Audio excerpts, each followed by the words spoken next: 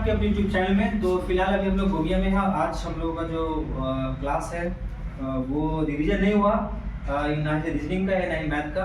तो फिलहाल हम लोग कुछ जो है यहाँ पे प्रमुख लिपियाँ हैं जो आपके एग्जाम में बहुत इंपॉर्टेंट, आपके एग्जाम के लिए यहाँ से एक ना एक प्रश्न आपको देखने को जरूर मिलेगा। प्रमुख लिपियाँ, चलिए स्टार्ट करते हैं आज का क्लास। तो सबसे पहले यहाँ पे जो भी हम लिपि के बारे में जानकारी दे रहे हैं वो महत्वपूर्ण जानकारी है, ठीक है।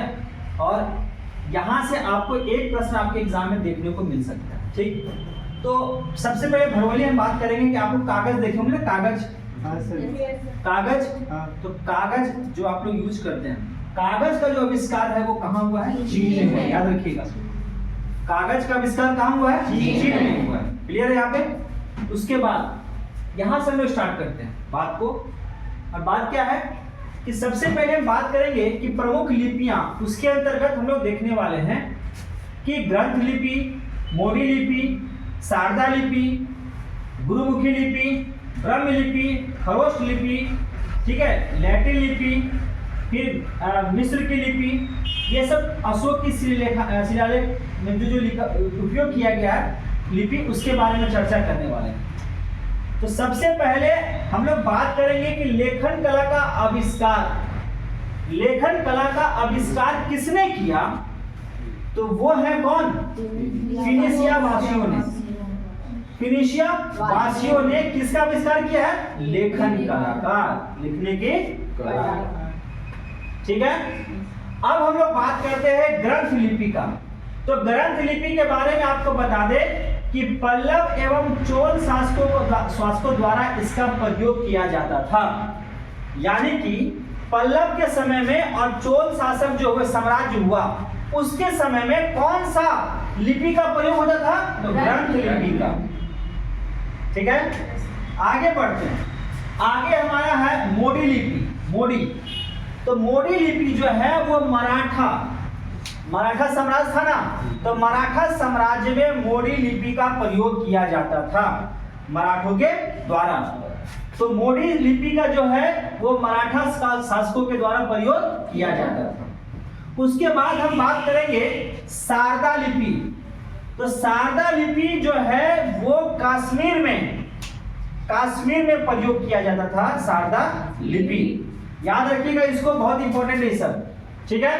तो ये तीन चीज को हम लोग याद कर लेते हैं। अगर कोई आपसे पूछे ग्रंथ लिपि तो किसके शासन काल में? पल्लव और चोल के शासन काल में। अगर आपसे कोई पूछे मोडी लिपि तो मराठा के शासन काल में ये हुआ करता था, ठीक है। उसके बाद बात करेंगे शारदा लिपि, तो किसके समय में? कश्मीर में प्रयोग किया जाता, ठीक है। तो ये तीन लिपि आप याद रखेंगे VVI। अब आगे बात करते हैं। हम अगर आपसे पूछें कि हमारा हिंदी, मराठी और नेपाली वो किस लिपि में लिखा जाता है? देवनागरी लिपि में लिखा जाता है। किसमें? देवनागरी। उसके बाद पंजाब की अगर बात करेंगे तो पंजाब में गुरुमुखी लिपि का प्रयोग किया जाता है। याद रखिएगा, पंजाब में पंजाबी जो होते हैं ना, वो लोग किसका, कौन सा लिपि का? गुरुमुखी लिपि का। उसके बाद अगर हम बात करें ब्रह्म लिपि का, तो ब्रह्म लिपि का आविष्कार जो है ब्राह्मण ऋषि के द्वारा किया गया था। किसके द्वारा? ब्राह्मण ऋषि के द्वारा किया गया था। और यह जो ब्रह्म लिपि है वो बायां से दायां की ओर लिखा जाता है। किधर? बायां से दायां की ओर लिखा जाता है। क्लियर है। अब आते हैं खरोष्ठी लिपि। खरोष्ठी लिपि जो है वो दायां से बायां लिखा जाता है। तो आपसे सवाल पूछेगा ब्रह्म लिपि किधर से किधर लिखते हैं? बायां से दायां। खरोष्ठी लिपि किधर से किधर लिखते हैं? बायां से बायां। क्लियर है। ब्रह्म लिपि का आविष्कार किसके द्वारा? ब्राह्मण ऋषि के द्वारा, ठीक है। क्लियर है।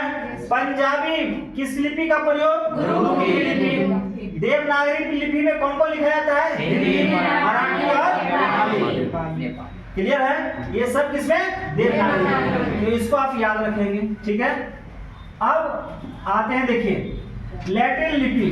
लैटिन लिपि का विकास जो है यूनानी लिपि से हुआ है। किससे? यूनानी लिपि से हुआ। वही मिस्र की जो लिपि है, मिस्र की जो लिपि है उसे हम लोग कहते हैं क्या? हेरोग्लिफिक लिपि। हेरोग्लिफिक लिपि ये कहते हैं मिस्र की लिपि को।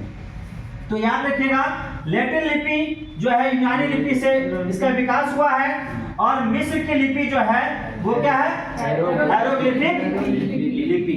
क्या है? हायरोग्लिफिक लिपि कहलाती है। अब आप जब पढ़ेंगे अशोक के बारे में, तो अशोक के बारे में आप सुने होंगे कि अशोक के समय में बहुत सारे शिलालेख पाए गए थे, मतलब उस समय तैयार किया गया था। तो अशोक के द्वारा जो निर्माण किया गया शिलालेख में उसमें कौन कौन सा लिपि का प्रयोग किया गया था? तो वो था ब्राह्मी लिपि, खरोष्टी लिपि और अरमाइक लिपि, और साथ में यूनानी लिपि। अशोक के शिलालेख में ब्राह्मी लिपि, खरोष्टी लिपि, अरमाइक लिपि और यूनानी लिपि लिखे गए हैं। क्लियर है? उसके बाद अंतिम जो सेकंड लास्ट जो क्वेश्चन है उसमें क्या है? सुमेरिया की लिपि, सुमेरियन लिपि, जिसको हम लोग कीलाक्षरी लिपि कहते हैं। क्या कहते हैं? कीलाक्षरी लिपि।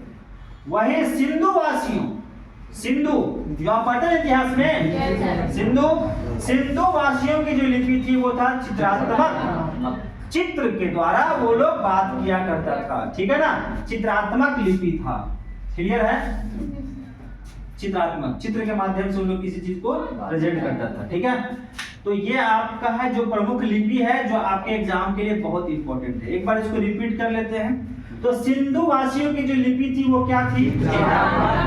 ठीक है। सुमेरिया की लिपि कीलाक्षरी लिपि। अशोक के शिलालेख में कौन कौन सा लिपि? ब्राह्मी, खरोष्टी, अरामी, यूनानी लिपि लिखे गए। ठीक है। मिस्र की लिपि में कौन सा लिपि? हायरोग्लिफिक लिपि कहलाती है। कौन सा लिपि कहलाती है? हायरोग्लिफिक लिपि कहलाती है। लैटिन लिपि का विकास कहां से हुआ है? यूनानी लिपि से हुआ है। ठीक है। ब्राह्मी लिपि का आविष्कारक कौन है? ब्राह्मी लिपि। ठीक है। खरोष्टी लिपि कहां से कहां लिखा जाता है? ब्राह्मी लिपि किधर से किधर? बायां से। पंजाबी में कौन सा लिपि?